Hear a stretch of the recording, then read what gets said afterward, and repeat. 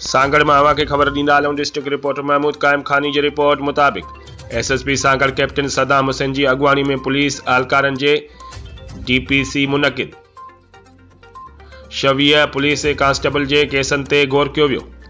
C1 पास 12 कांस्टेबलनि खे तरक़ी ॾिनी वई, जॾहिं त C2 कैटेगरीअ जे 12 कांस्टेबलनि जी प्रोमोशन लाइ आला ऑफिसरनि खे सिफारिश कई वई।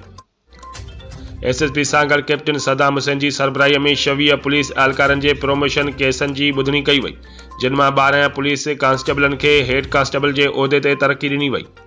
C2 कैटेगरीअ जे पुलिस कांस्टेबलनि जे केसनि ते गौर कयो वियो, जिन मां 2 कांस्टेबल जे प्रोमोशन डिपार्टमेंटल सज़ान ऐं नाक़स कारकर्दगी सबबि रोकी वई ऐं 12 कांस्टेबलनि जी प्रोमोशन लाइ संदनि आला ऑफिसरनि खे प्रोमोशन जी सिफारिश कई वई। एसएसपी सांगड़ तरक़ी माणींदड़ हेड कांस्टेबलनि खे मुबारकबाद ॾिनी ऐं हिदायत कई त उहे पंहिंजी ड्यूटी ईमानदारी, लगन ऐं एहसास ज़िम्मेवारीअ सां सरअंजाम ॾियनि।